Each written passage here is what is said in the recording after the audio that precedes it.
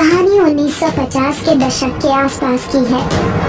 रात के सन्नाटे में साए साए आवाज करती ठंडी हवा के बीच एक घोड़ा गाड़ी जंगल के बीचों बीच से बड़ी तेजी से चली जा रही थी।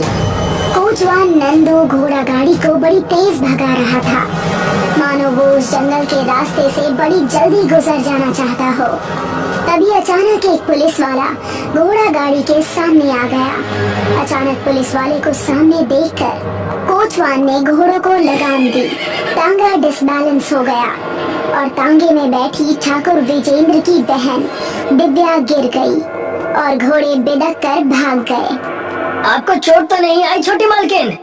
मैं ठीक हूँ नंदू। ये क्या तरीका है दरोगा बाबू, आधी रात को हमें यहाँ क्यों रोका गया? उस पुलिस वाले की आंखें अंधेरे में अजीब से अंदाज में चमक रही थी। पुलिस वाला हूँ, मुझे पूरा अधिकार है तेरा तांगा रोकने का। तुम नहीं जानते दरोगा, मैं ठाकुर विजेंद्र का कोचवान हूँ और ये उनकी बहन दिव्या। अगर ठाकुर को मालूम हो गया तो तुम्हारी दरोगाई निकाल देंगे। विजेंद्र का नाम सुनकर पुलिस वाला हंसने लगा। अंधेरी रात में उस पुलिस वाले के चमकते हुए दांत बड़े खौफनाक लग रहे थे। ठाकुर की बहन की हिफाजत करना हमारा फर्ज है। तुम्हारे घोड़े तो वैसे भी भाग गए। चलो यहाँ से, मेरा थाना नजदीक ही है। तुम दोनों को सुबह कुछ पुलिस वालों के साथ घर भेज दूंगा। आधी रात में यहाँ खूंखार आदमखोर भेड़िए घूमते रहते हैं। कोचवान के पास उस पुलिस वाले की बात मानने के अलावा कोई चारा नहीं बचा था। नंदू और दिव्या उस पुलिस वाले के पीछे चल दिए। कुछ देर बाद वो दोनों एक टूटे फूटे वीरान उजाड़ खंडहर में खड़े हुए थे। दिव्या बहुत ज्यादा डरी हुई थी। नंदू, मुझे कुछ ठीक नहीं लग रहा है। ये तो कहीं से भी पुलिस स्टेशन नजर नहीं आ रहा है। यहाँ तो सन्नाटे के अलावा और कुछ भी नहीं है। तुम सही कहती हो छोटी मालकिन, इस जगह पर मुझे भी बहुत अजीब सा लग रहा है। तभी उन दोनों के कानों में पुलिस वाले की आवाज टकराई, जो एक टूटी फूटी कुर्सी पर बैठ गया था। क्या सोच रहे हो तुम दोनों? यही कि यहाँ पर मेरे अलावा और कोई पुलिस वाला मौजूद नहीं है। दरअसल ये बहुत पुराना पुलिस स्टेशन है नंदू। उस पुलिस वाले की जुबान से अपना नाम सुनकर नंदू बुरी तरह से चौंक गया। आपको मेरा नाम कैसे पता? मैंने तो अभी तक अपना नाम बताया ही नहीं। नंदू के इतना कहते ही अचानक उस पुलिस वाले का चेहरा बदल गया। उसकी आंखें बेहद चौड़ी और बड़ी हो गई और उसका चेहरा बेहद खौफनाक हो गया। देखते ही देखते नंदू और दिव्या की चीखें सन्नाटे को चीर गई। सुबह उन दोनों की लाश पुलिस वालों को उसी खंडहर के बाहर मिली। ठाकुर विजेंद्र एक जवान व्यक्ति था। उसका रो रो कर बुरा हाल था। दिव्या का अंतिम संस्कार करा दिया गया। दूसरे दिन ठाकुर ने अपने खास दो आदमी रतन और बिरजू को हवेली में बुलवाया। रतन और बिरजू, मुझे सिर्फ तुम दोनों पर भरोसा है। मुझे नहीं लगता पुलिस उस कातिल को पकड़ पाएगी। तुम दोनों अपने तरीके से पता लगाओ कि आखिर मेरी बहन और कोचवान को किसने मारा। सच में ठाकुर साहब, दिव्या बहन को बहुत बुरी तरह से मारा गया है, लेकिन आपके कुल के साधु महाराज बोल रहे थे कि मुझे साधुवादों पर कोई भरोसा नहीं है।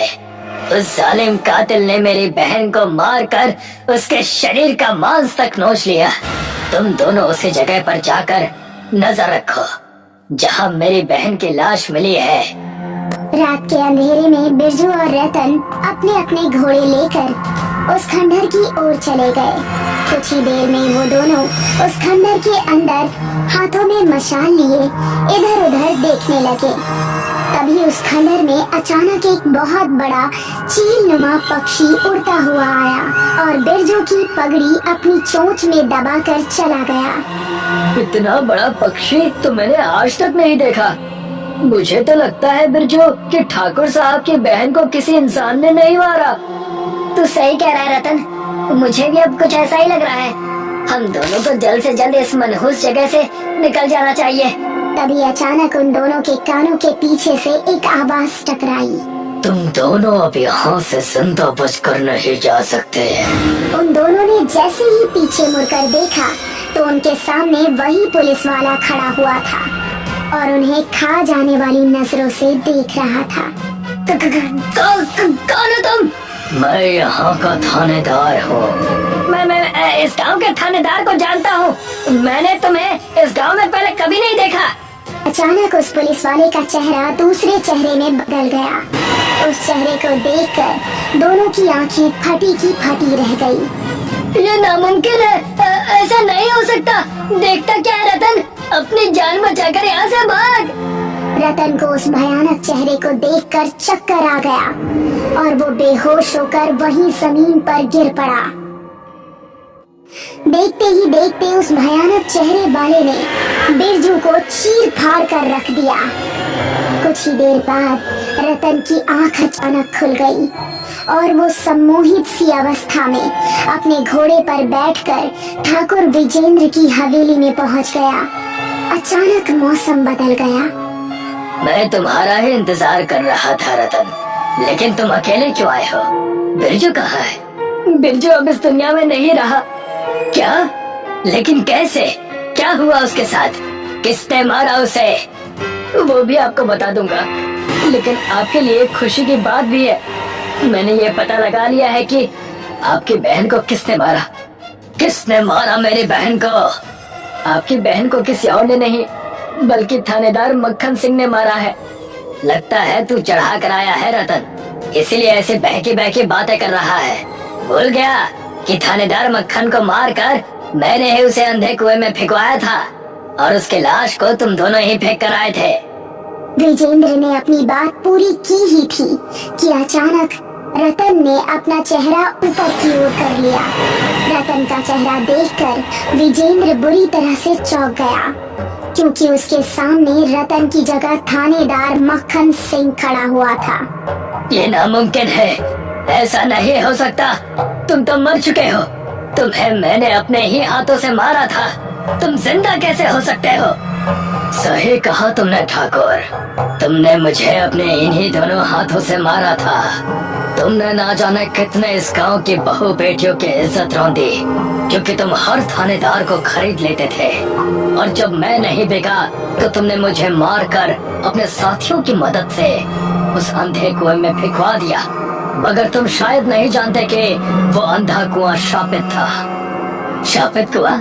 क्या कहना चाहते हो तुम? अमावस की रात को कोई भी मृत व्यक्ति या जानवर उस कुएं में अगर फेंका जाता है तो वो एक पिशाच बन जाता है। तुमने मुझे जिस रात मारा था वो एक अमावस की रात थी। तभी वहाँ पर ठाकुर विजेंद्र सिंह के कुल के साधु की आवाज सुनाई दी। विजेंद्र को छोड़ दे मक्खन सिंह।